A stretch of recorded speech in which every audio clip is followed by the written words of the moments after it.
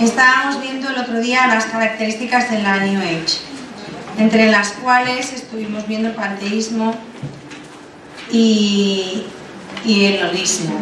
Y hoy vamos a seguir con el sincretismo, el orientalismo, el ecologismo, el feminismo y el concepto que ellos tienen de Cristo como instructor mundial, el espiritismo y el ocultismo, el subjetivismo y el milenarismo. Serían las características más significativas, más relevantes de la New Age. Sube el micrófono. Ahí, habla. Entonces, el sincretismo es un rasgo de la New Age, también es el rasgo de otros movimientos, pero en la New Age es bastante característico. Sincretismo es aquello que, es la palabra con la que se denomina a cualquier sistema filosófico o religioso que pretende conciliar varias doctrinas o religiones. Eso es el sincretismo. Y la New Age, este es uno de sus rasgos como muy característicos, la mezcolanza, ¿no?, de todo. La New Age dice que no importa lo que se crea, que cada cual puede creer lo que le venga bien, que solo basta con estar uno a gusto. Ese es el criterio. Tú crees lo que te viene bien, lo que te apetece, lo que te sienta bien, aquello que te proporciona estar a gusto. Y que con toda tranquilidad se puede pertenecer a varias religiones al mismo tiempo o simplemente no pertenecer a ninguna. Como tú estés tan a gusto, o estar hoy de una manera y dentro de un mes de otra. Esto lo defiende la New Age. Hay un rechazo bastante ambiguo y al mismo tiempo una aceptación de todas las creencias religiosas. Al mismo tiempo que las rechaza todas, porque de alguna manera va contra todas, de la misma manera las admite todas. O sea, es una cuestión rara, pero es que es real, ¿no? Por un lado rechaza todo, pero al mismo tiempo admite todo. Y se crea con esto, lo hemos dicho otras veces, como una especie de verdadero buffet de religiones, una especie de supermercado espiritual en el que tú te sirves lo que te apetece o lo que te conviene en cada momento, ¿no? La New Age es una mezcolanza que incluye en su espiritualidad componentes de cristianismo, budismo, hinduismo, neopaganismo, religiosidad céltica y maya, ocultismo, espiritismo, técnicas y terapias alternativas, antiguas religiones paganas, como por ejemplo el druidismo. A mí lo de los druidos me suena a Asterix y Obelix. O sea que tú, chale de cuándo viene el tema. El druidismo, la astrología, el chamanismo, artes marciales, feminismo, ecologismo, tarot, cábala, horóscopos, libros de autoayuda, puntos suspensivos. O sea, todo eso está dentro de la New Age. No quiere decir con esto que si uno se ha leído un libro de autoayuda sea de la New Age. No estoy diciendo eso, pero tenemos que tener claras las cosas, ¿no? Y que una persona esté leyendo un libro de autoayuda no significa que esa persona sea de la New Age, pero no está rozando cosas que entrañan cierto peligro, sobre todo cuando no se conocen. Porque si yo en este momento de mi vida leo un libro de autoayuda por ver cómo es, que en los días de mi vida he leído ninguno, pero bueno, voy a ver qué es esto, de qué va esto, y me lo leo, y me lo tal, pues hombre, sé lo que estoy haciendo y sé que lo que tengo en las manos es una cosa que no es buena y la puedo mirar, pero con espíritu crítico y poniendo una distancia entre esa cosa y yo, en plan especulativo y en plan de enterarme y querer saber, pero no cojo el libro de autoayuda para que me autoayude, como lo hace mucha gente, ¿no? Una cosa es conocer dónde está el mal y entonces sí te puedes asomar a las cosas, pero teniendo claro que hay. El problema es que si tú vas con buena fe, estás agobiado por algo y dices, con un libro de autoayuda se me pasa, pues ese es el peligro y la mayoría de la gente está así. O sea, no es consciente de que están conviviendo estrechamente con el veneno. Entonces, sin darse cuenta, acaban envenenándose, sin ninguna mala voluntad, muchísimas veces, la inmensa mayoría. Entonces, ¿por qué esta enumeración? Para que estemos alerta. No significa que haya que vivir angustiado ni aterrado, pero sí atentos, porque es que se cuela por todos los sitios. Os dijimos desde el principio que es como un río con muchísimos afluentes. Entonces, dices, bueno, ¿y qué tendrá que ver un libro de autoayuda con la religiosidad céltica? Pues no tiene nada que ver, pero es que puedes encontrarte en tu vida asuntos que tengan que ver con la espiritualidad céltica, por otro lado libros de autoayuda y por otro lado, yo qué sé, artes marciales. Y al final vas cogiendo de todo, sin darse uno cuenta, y se va viendo metido en eso, porque además de una cosa tira de otra, O sea, es muy poquito a poco, una cosa va metiendo otra.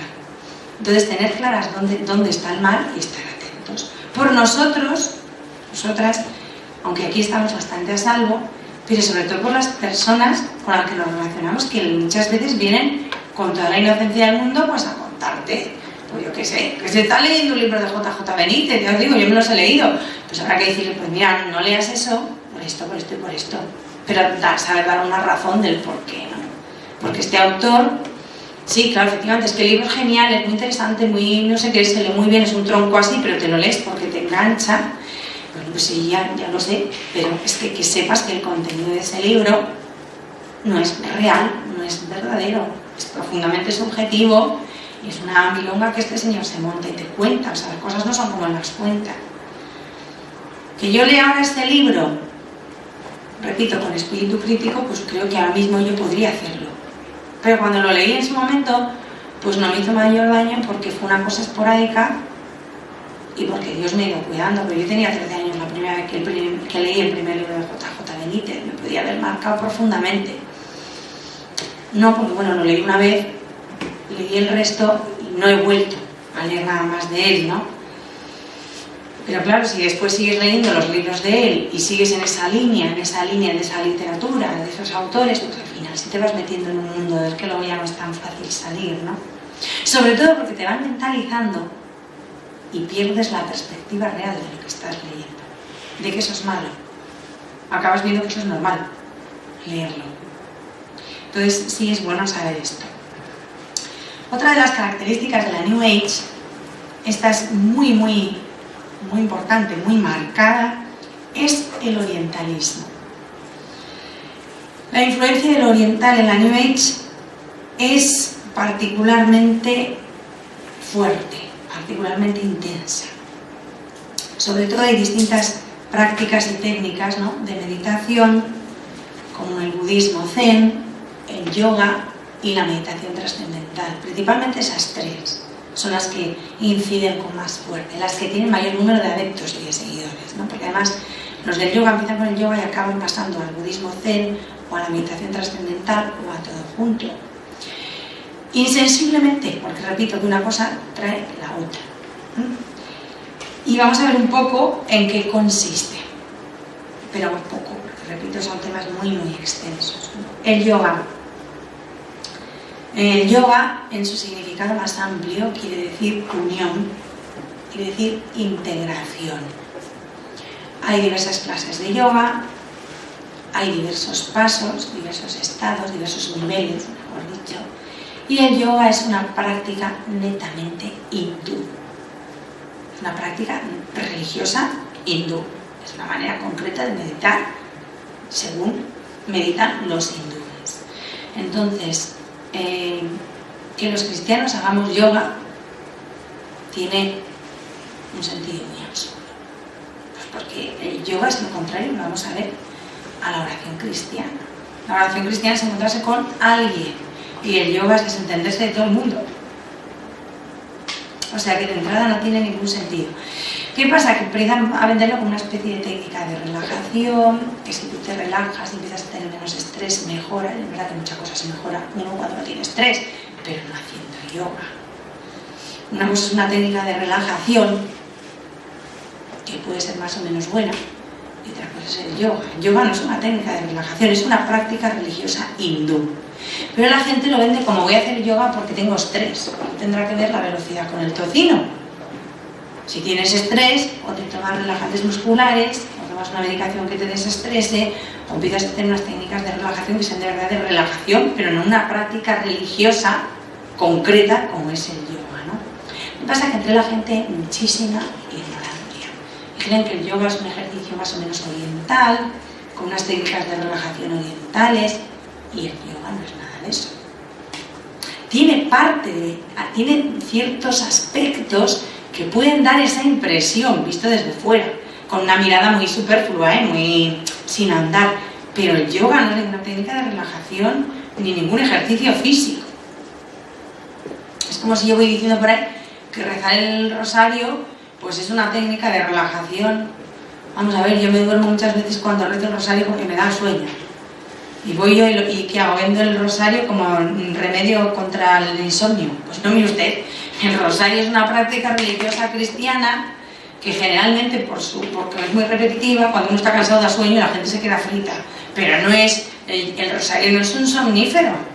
El rosario no es una técnica para combatir el insomnio. Es como si se lo vendemos así a un hindú. Usted reza el rosario que verá que bien duerme. A ver, el rosario es una oración cristiana. Que luego a usted le produzca sueño es otro tema. Pues el yoga es igual, es una práctica religiosa hindú. Pongo el ejemplo porque para entender bien, ¿no? Porque la gente cree que no, que hacer yoga es una cosa, que es un ejercicio oriental y relajante. No. Entonces, si yo soy cristiana, no tiene ningún sentido ninguno que yo haga yoga. Por lo menos. Pero por lógica, ¿no? Ni por la New Age, ni por... No, por lógica. Si yo practico una religión, no tiene sentido que haga prácticas específicas de otras religiones que no son la mía. Ese es el sincretismo, claro, mezclar todo. Pues eso es de puro sentido común. Decíamos que el yoga significa, en su significado, o sea, lo que es el término yoga, significa unión, integración. Y trata de favorecer la perfecta armonía del hombre, alma y cuerpo consigo mismo. Que el hombre tenga una armonía interior y una unificación interior de su alma y de su cuerpo, junto con la realidad que lo rodea, con el entorno que te rodea y con lo divino. Lo divino para un hindú siempre es lo indefinido. La divinidad para un hindú no es Dios, es la divinidad, es algo indefinido. Forma parte del credo de los hindúes, de la religiosidad de los hindúes, ¿no? Entonces, el yoga lleva a esa unificación interior de la persona, cuerpo y alma, junto con todo lo que tiene a su alrededor, su entorno vital, y la divinidad esta, que para un hindú está en todo el entorno vital. Eso es lo que ellos creen. Entonces, el yoga lleva a esa unificación de todo con la persona, ¿no? La persona con todo.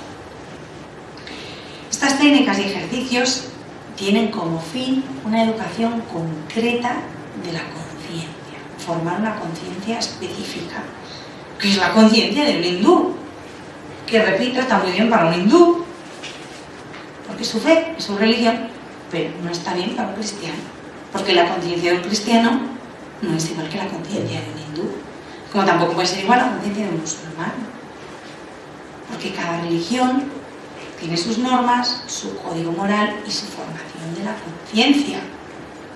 Tampoco es igual la conciencia de un judío que la de un cristiano, y es bastante parecida en muchas cosas, tiene muchos puntos en común, pero no es lo mismo la conciencia de un cristiano que la de un judío. Entonces tampoco puede ser, en nuestro caso que somos cristianas, nuestra conciencia no puede ser igual que la de un hindú. Y el yoga es el instrumento del que los hindúes se sirven para formar su conciencia conforme a su religión. Por eso digo que es una práctica religiosa concreta, que lleva a eso, a que tú seas un hindú estupendo. Y el yoga te va a ayudar a ser un hindú estupendo. A mí me parece estupendo que lo practiquen los hindúes que están convencidos de ello, pero veo que es un sinsentido total que lo practiquemos, que lo practiquen los que no somos hindúes. No tiene ningún sentido. Bueno, pues esto sabemos, lo sabéis, sé que sucede así. No es que de vez en cuando un entrenador le da por hacer yoga, no, es que encima se ha puesto de moda. Y se ha puesto de moda entre cristianos, entre católicos, y entre muchísimos religiosos, religiosas, sacerdotes, consagrados. Hay cantidad de ellos que hacen yoga. Con lo cual, pues, sin comentarios. Siguiendo lo anterior que acabo de decir, que los consagrados, las consagradas, practiquen yoga, pues nos tiene que llevar a plantearnos muchas cosas, ¿no? A pensar mucho, a examinar muchas cosas y decir, algo está pasando que no va. Porque que la gente de a pie ande despistada y acaba haciendo yoga, pues dices, bueno, pues pobre gente, muchas veces están despistados, sí. Pero que una religiosa, o un religioso, o un sacerdote, practique yoga nos tiene que llevar a pensar que ahí hay algo que está mal colocado, porque no tiene sentido. Por lo menos a mí me lleva a pensar. El yoga insiste muchísimo en el fortalecimiento de la concentración y el esfuerzo de la autoconciencia, que constituyen el único instrumento para llegar al fin deseado, que es la relajación psicofísica o el absoluto. O sea, para ellos, llegar al absoluto, al más hondo de la divinidad, por decirlo de alguna manera, es que no lo sé expresar muy bien, consiste en llegar a la relajación perfecta. Yo no lo entiendo mucho porque mi mentalidad no es hindú, entonces hay conceptos y cosas que me cuesta comprender porque no estoy educada en eso, y es una religiosidad que a mí no me dice nada porque no comprendo, porque no tiene que ver conmigo, no hay ninguna economía. Entonces entender todos estos conceptos a mí no me resulta fácil, con lo cual transmitirlos tampoco es lo, cuando tú transmites mucho mejor lo que es tuyo y sientes como tuyo que lo que no. Yo intento entender todo esto, pero me resulta muy complicado porque, repito, mi mentalidad no es hindú. Entonces, el llegar al absoluto, que para mí el absoluto es lo concreto, que es el concreto, que es Jesucristo, pues no entiendo todo este follón de la autoconciencia, la relajación. Yo sí me relajo, cuando estoy con el Señor me duermo. Entonces, cuando estoy con el Señor no estoy en plan de autorrelajación, estoy en tensión hacia Él, en tensión de la buena. Entonces, esto es justo lo contrario, el absoluto es amorfo y cuando estás con el absoluto se busca una relajación psicofísica. Para mí es un enigma. Yo os cuento lo que dicen los libros, pero así como explicarlo, más bien estoy para que me lo expliquen a mí, porque me cuesta mucho entender, comprender todo eso, ¿no? Esos conceptos. Otra de las cosas de lo oriental que pesa muchísimo, mucho, en la New Age es el Zen, el budismo Zen. Esto es un movimiento de tradición budista japonesa. Hay budistas en China, hay budistas en el Himalaya, hay budistas en muchos sitios, y los budistas japoneses pues también deben de tener sus peculiaridades, que tampoco conozco muy bien. O sea, yo tengo que reconocer que todo esto es un mundo en el que al que he empezado a asomarme ahora con motivo de la New Age, porque sencillamente, porque yo vivo toda mi vida a gusto, muy a gusto, como cristiana, católica, apostólica, romana, en el mundo occidental. Entonces todo ese mundo ni me atrae, ni me llama la atención, ni lo conozco apenas, no he tenido así grandes encuentros. Entonces me he empezado a asomar a todo esto ahora, y para mí es un mundo inexplorado, del que desconozco casi todo. O sea, soy consciente de que lo poquito que sé es nada al lado de lo que hay detrás, ¿no? Y bueno, pues digo que los budistas japoneses tienen su propio estilo, y lo específico del budismo japonés es el Zen, ¿vale? Entonces el Zen se desarrolla a partir del año 1200 después de Cristo, o sea que es relativamente reciente frente al hinduismo, que es mucho anterior, y a otras prácticas orientalistas, ¿no? El Zen tiene un punto de partida, ahora también si os explicar, porque me pasa lo mismo que con lo anterior, que me cuesta a mí pillarlo a veces, que es el rehusarse, el negarse uno a conocer la realidad a través del pensamiento y los conceptos. Y entonces mi gran interrogación es, ¿y cómo rayos la conocen? Porque yo sin conceptos y sin ideas, pues no sé conocer. Yo por lo menos. O sea, yo sé que esto es un micrófono, tengo un concepto, y una idea, y una imagen. Y sobre esta cosa que se llama micrófono, tengo en mi mente archivadas una serie de datos y de características que me llevan a conocerlo. y conociéndolo lo conceptúo, lo guardo y utilizo el concepto micrófono para lo que me haga falta. Sin conceptos y sin ideas yo no sé conocer, pero repito, puede ser porque mi mente y mi mentalidad es occidental y mi cabeza está enseñada a trabajar de una determinada manera. Mientras que esto es un hecho objetivo, o sea, la mentalidad y la cabeza de un oriental está colocada de otra manera y funciona de otra manera, ni mejor ni peor, diferente. Entonces, a lo mejor ellos sí se apañan, pero a mí no, que no soy capaz. O sea, intento entender todo esto, pero reconozco que me supera muchísimo. Son una serie de términos y conceptos en los que me pierdo mucho, ¿no? Luego dicen que es difícil entender la Santísima Trinidad. Digo, pues anda, ¿qué es tú? Conocer la realidad sin pensamientos y sin conceptos. Para mí es un misterio más grande que el de la Santísima Trinidad. Pero bueno, el flujo de las imágenes mentales, dicen los del budismo zen, tiene que cesar. O sea, nuestra mente está estructurada de tal manera que continuamente por nuestra mente están pasando imágenes, de ideas. Pues siempre que estás pensando algo, en cualquier cosa, en tu mente hay imágenes, no imágenes gráficas, pero sí imágenes, conceptos, ideas que están en tu mente mientras estás pensando. Porque así te piensa, ¿no? Se pone una cosa aquí y... Bueno, pues eso hay que cortar. Yo cuento lo que pone, que repito, que no controlo mucho. El flujo de las imágenes mentales debe cesar y llegar a la meditación sin objeto.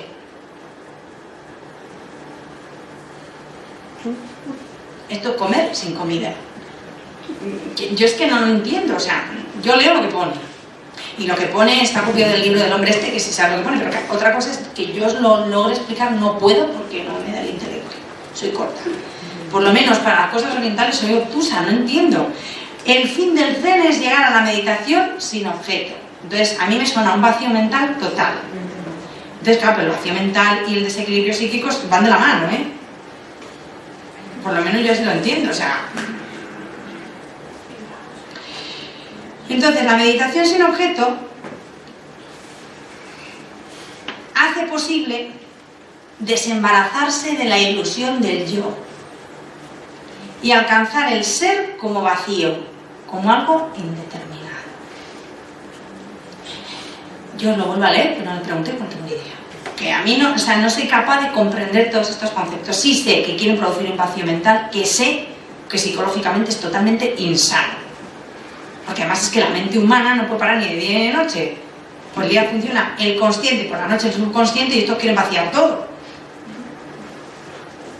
Porque la mente humana no puede parar. Está demostrado que es así, ¿no? Cuando nos dormimos y perdemos la conciencia de la realidad porque está dormidito, el subconsciente sigue funcionando. Y cuando nos despertamos volvemos al consciente, el subconsciente queda aparcado hasta que nos volvemos a dormir. Vale, pues si eso es así, yo lo he hecho así, será porque este chisme no puede parar, porque ya que pare, caput. Bueno, pues estos dicen que hay que pararlo. Hay que desembarazarse de la ilusión del yo. No tengo problema porque yo esa ilusión no la tengo. Y alcanzar el ser como vacío, el ser con mayúscula. El ser trascendente, la divinidad, como vacío, como algo indeterminado.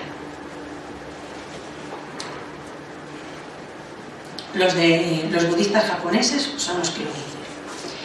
La meditación trascendental. Esta es otra cosa.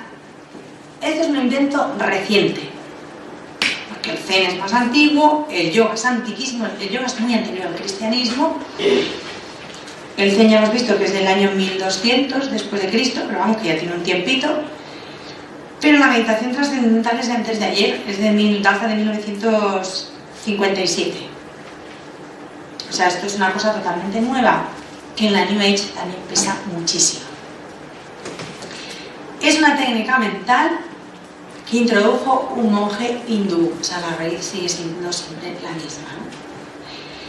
Y las raíces de la meditación trascendental, como os digo, están en el hinduismo, pero el éxito de la meditación trascendental ha sido categórico en Occidente. Los hindúes siguen con su yoga y se dejan de meditaciones trascendentales, hacen lo que toda la vida hicieron y me parece muy bien. Pero este invento de un hindú, donde ha arraigado de verdad, ha sido en el primer mundo, ¿no? En Occidente. En Europa y principalmente Norteamérica.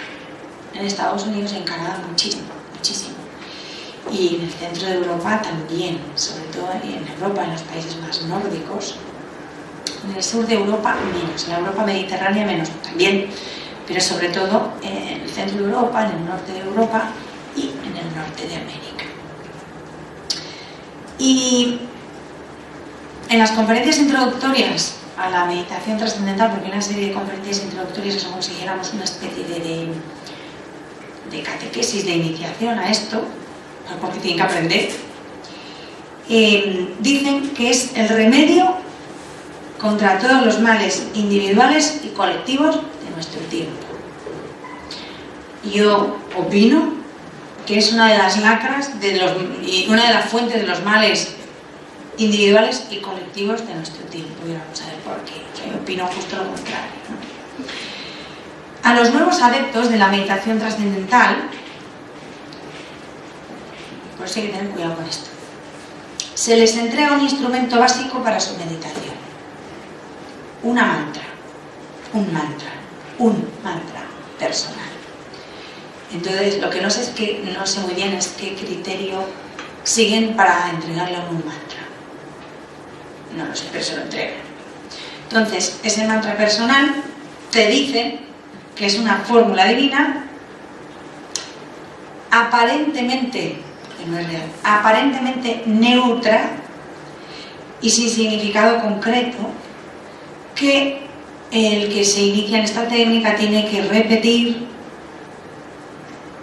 de modo obsesivo, con ritmo e intensidad, para impregnar y lavar, entre comillas, la mente. ¿Cuáles son los mantras?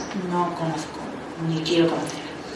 Pero parecen neutros, pero si lavan la mente no lo son. ¿No os ha pasado nunca? A todos nos ha pasado una vez que oyes una canción, o sea, te mete la canción y dice, yo te leo como una imbécil con la cancioncita esta. Que a lo mejor te sale Navidad en agosto y no hay manera de quitarte la cabeza y dices, ¿pero por qué? Y estás haciendo cualquier cosa y te vuelve de manera, dices, que tostón, a ver si se me quita. Y es una cosa que no es para nada voluntaria y que no tiene ninguna importancia. Pero hay cosas, es a lo que voy, es el ejemplo, que se te meten en la mente, se te fijan, no sabes por qué, y se te quedan ahí y se reproducen solas. Porque estés haciendo lo que estás haciendo, estás con la cancioncita, otra vez estoy con la canción esta, parezco boba. Y aunque no la tararees exteriormente, dentro de tu cabeza sigue resonando. Esto nos ha pasado a todos alguna vez, ¿no? Bueno, pues eso que es inofensivo, una cancioncilla que a todos nos ha pasado alguna vez, si tú lo haces con intención y con un mantra de manera obsesiva y repetitiva, efectivamente, eso te va lavando la mente y te la va ocupando. Lo mismo que te pasa con la cancioncita, que sin querer te sale y está ocupando tu mente.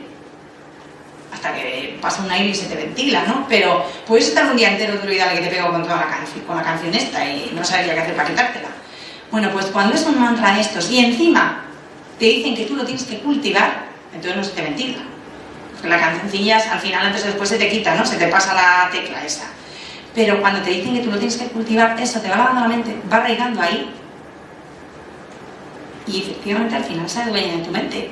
Porque si cuando se te cuela la cancioncita no la puedes quitar hasta que se quita sola, y eso que no haces porque esté ahí, porque estás queriendo quitártela de encima, pero vuelve, si tú tienes ese mantra y te dicen que lo tienes que cultivar y estás ahí duro y dale para que siga, al final esa idea aparentemente neutra, que no es neutra, se adueña de tu mente, se adueña de tu interior. Porque a estos les dicen que al iniciado, el que está en esto, que tiene que repetir el mantra diariamente durante por lo menos 40 minutos, mínimo, voluntariamente, con que si la canción no la quitas y es involuntaria, si tú cultivas eso, por lo menos cada día 40 minutos. Según Maharishi, que es el gurú de los Beatles, que es el que inventó este follón, creo, o si no es el que lo inventó, es uno de los iniciadores de la meditación trascendental, la utilización concreta del mantra hace posible, espera, que esto es divertido, el descenso hasta la misma fuente del pensamiento, que él llama el trascendente. que no sé quién es la fuente del pensamiento, ¿vale? Y Maharishi dice que se llama trascendente. Todo esto va encaminado a alcanzar en diferentes etapas, seguimos con las ideas raras, yo, la conciencia con la unidad, donde se percibe que el propio yo, las personas, los objetos, la realidad que me circunda son uno, una totalidad, con el absoluto impersonal, con el infinito. Luego yo soy el infinito. Échale hilo a la cometa. A esa conclusión llegas después de estar en raya que te raya con la cosa que te dé. El raya es una preparación para que al final te convenzas de que eres uno con todo y con el absoluto y con el infinito, con lo cual es lo más alienante porque al final pierdes la conciencia de lo que es el verdad, que es una persona, y la conciencia de que Dios es una persona. Eso ya hemos quedado que está borrado. La New Age niega que Dios sea persona. Es el infinito, el absoluto, el trascendente. Todos esos términos que son muy vagos y que no definen nada, ¿no? Se conocen muchísimos casos, no muchos, muchísimos casos clínicamente diagnosticados y demostrados de que las personas que practican este tipo de meditación acaban sufriendo graves trastornos psicofísicos. O sea, opositar a la esquizofrenia, meditación trascendental y sacas el número 1. Porque ese vacío absoluto y dale que te pego y dale que te pego, es que para un psiquismo débil tumbado y para el fuerte porque no estamos hechos para eso. O sea, es que ese vacío mental amorfo y es que produce graves desequilibrios psíquicos. Hay gente que acaba francamente enferma de psiquiatra y no lo estaban antes. Eso como mínimo, de ahí para arriba.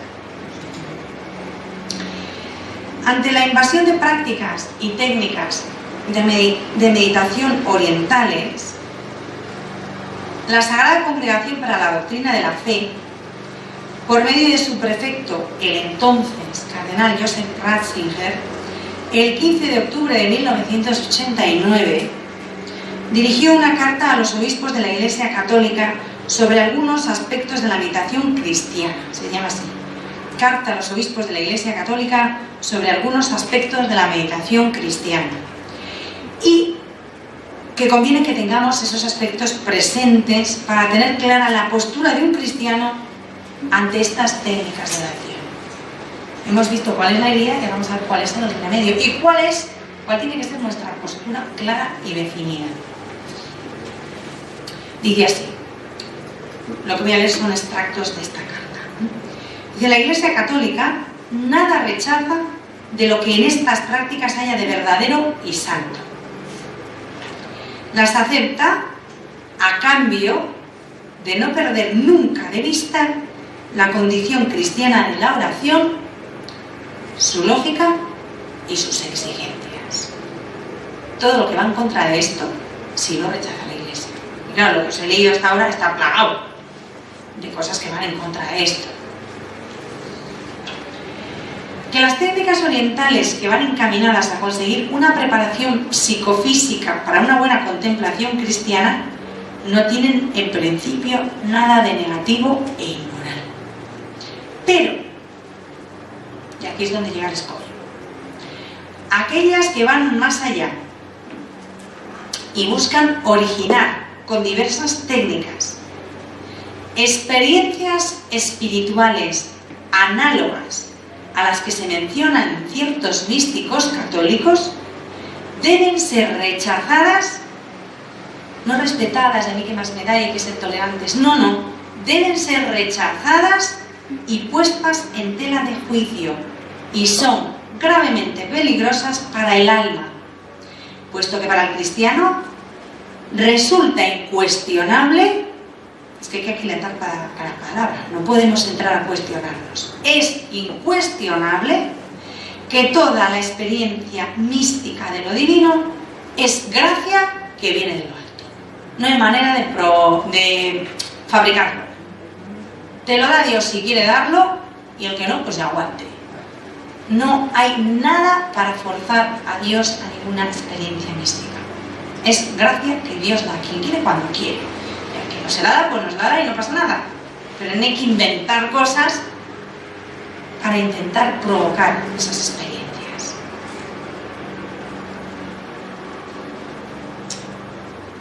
La meta de la meditación budista, sigo con el documento, es la consecución del nirvana, que es una vida de felicidad que no tiene carácter personificado. Y la meta de la meditación cristiana es simplemente la contemplación de Dios. No es una nada trascendente ni un vacío, sino el Dios personal, el Padre de nuestro Señor Jesucristo. Para el yoga, dice el documento, lo creado, lo sensible, lo personal es un límite y un obstáculo. Hay que eliminarlo para entrar en el océano de la divinidad. Para un cristiano, en cambio, jamás se podrá prescindir de la humanidad de Jesús para llegar a la unión con la Trinidad. Jamás. Jesucristo es el camino y la verdad y la vida. Y todo lo que sea fuera de Cristo es mentira. Pero mentira podrida. O sea, no podemos decir es que hay que ser comprensivos, hay que ser tolerantes, hay que ser respetuosos. Una cosa es que yo sea respetuosa, comprensiva, y otra cosa es que transija y que me calle la verdad. No. Yo tendré que respetar al otro si quiere seguir haciendo el indio o el hindú o lo que quiera. Pero yo no puedo decir que como lo tengo que respetar, no. De alguna manera tengo obligación de advertir que eso está mal. Si después quiere seguir haciéndolo, que siga. Pero es que acoger no significa transigir. Respetar no significa estar de acuerdo. Eso tenemos, porque en aras del respeto, de la comprensión y del no sé qué, nos tragamos cada cosa. No, yo respetaré. Efectivamente, no voy a coger a la gente, la voy a llevar a la capilla sí o sí, la pongo banco, le digo ahí delante es donde tienes que hacer meditación. No, eso no tiene ningún sentido. Dios no actúa así. Pero la verdad hay que decirla. Porque como tenemos que ser tolerantes, respetuosos y comprensivos, nos callamos la verdad. Y eso tampoco es bueno. Porque además el que calla otorga. Por lo menos que quede claro, constancia, que yo no estoy de acuerdo, ¿no? Pues que si siguen haciéndolo, seguirán haciéndolo. Como soy cristiana, no les voy a rechazar por eso, pero dejando claro cuál es mi postura y que no estoy de acuerdo con la suya. Otra cosa es que por encima del desacuerdo seré caritativa. Pero diciéndolas, o sea, la caridad nunca va en contra de la verdad. Eso está mal, yo no lo comparto, no estoy de acuerdo. Otra cosa es que por encima de todo eso yo te quiero y soy caritativa, pero la verdad es la verdad. Si hay gente que como hay que ser acogedores, nos apuntamos a un bombardeo. No, yo acogeré a la persona. Ahora, lo que está mal de la persona no lo quiero, no estoy de acuerdo y no lo comparto. Aunque el amor esté por encima de todo eso. Esto hay que tenerlo muy claro. Decíamos esto, que para el cristiano jamás se podrá prescindir, jamás, de la humanidad de Jesucristo para llegar a la unión con la Trinidad. Con la particularidad, esto también es muy importante, de que la humanidad de Jesús se prolonga en su cuerpo místico, es decir, en la realidad de los otros hombres. Yo no puedo ir a buscar la felicidad a mi bola, que esto también lo hacen los animales. Yo hago lo que a mí me va bien y a los de alrededor que les parta un rayo, Si lo que a mí me va bien fastidia al de al lado, pues lo sentimos mucho por el de al lado, pero a mí me tienen que respetar, porque tengo que hacer lo que a mí me va bien. Eso no es cristiano ni por el foro, pero es parte de lo que pasa ahí fuera. Sálvese quien pueda y tanto lo último. Eso no es cristiano. O sea, la humanidad de Cristo, y esto es parte sustancial de la fe cristiana, está presente hoy y viva en cada hombre. Lo que hacéis a cada uno de estos mis pequeños hermanos, a mí me lo hacéis. Eso es cristiano, pero como del ABC. Entonces yo no puedo pasar de los de al lado. Porque lo mismo que no puedo ir sin la humanidad de Cristo, sin los sacramentos, tampoco puedo prescindir de los hermanos para ir a Cristo, y con Cristo el Padre. Un cristiano no puede ir a su bola y salvarse solo. A ver, sí, yo me salvo sola porque mi salvación es libre, yo decido salvarme, pero conmigo tengo que arrastrar a los demás. Si un cristiano es cristiano de verdad, tiene que vivir su fe en proyección hacia los demás y tirando de los demás hacia Cristo también. Por lo menos yo así lo entiendo, así me lo han enseñado y así intento vivirlo. Con mucha caridad, pero al mismo tiempo con mucha veracidad. Porque la caridad no puede ser una farsa. Como tengo que ser caritativa y tengo que respetar a todos, les dejo a todos en su error. Pues no. Tendrás que intentar sacarles del error y seguir queriéndoles después, aunque no lo vayas a sacarles del error a la primera de cambio. Y seguir insistiendo. Y seguir rezando por ellos. Y seguir dándoles ejemplo. Y seguir queriéndoles. Pero no, yo ya se lo he dicho, yo ya paso. Sálvese quien pueda, no es cristiano. Jesús no hizo eso. Jesús murió para salvarnos. No dijo, yo me busco la vida, que al fin y al cabo yo ya estoy requete contra salvado, tú me vas a contar. Y a los demás que les den tira. No, él vino a morir para salvarnos. De alguna manera tenemos que morir para salvar a todos. Esa es la corredención, ¿no? Y Juan Pablo II, esto es muy bonito, a mí me pareció precioso, y más ahora de cara al 5º centenario del nacimiento de Santa Teresa, esto cobra actualidad. Juan Pablo II, el 1 de noviembre de 1982, con ocasión del 4º centenario de la muerte de Santa Teresa, en Ávila, pronunció estas solemnes palabras en la homilía de la misa. Dice, ya en 1982, para nosotras, para todo el mundo tiene sentido, pero para nosotras mucho más, ¿no? Acercarse al misterio de Dios, a Jesús, traer a Jesucristo presente, constituye toda la oración de Santa Teresa. Libro de la Vida, capítulo 4, número 8. Esta consiste en un encuentro personal con aquel que es el único camino para conducirnos al Padre. Así lo manifiesta la Santa en el castillo interior, Moradas Sextas. Santa Teresa reaccionó contra los libros que ya en su día había, que proponían la contemplación como un vago engolfarse en la divinidad. Los antecedentes de la New Age, libros del siglo XVI. Ella reacciona contra estos libros que proponían la contemplación como un vago engolfarse en la divinidad. Lo dice claramente en el Libro de la Vida, capítulo 22, número 1. O como no pensar en nada, castillo interior, Moradas Cuartas, número 3. Viendo en ello el peligro de replegarse sobre uno mismo, de apartarse de Jesús, del cual nos vienen todos los bienes. Libro de la Vida, capítulo 22, número 4.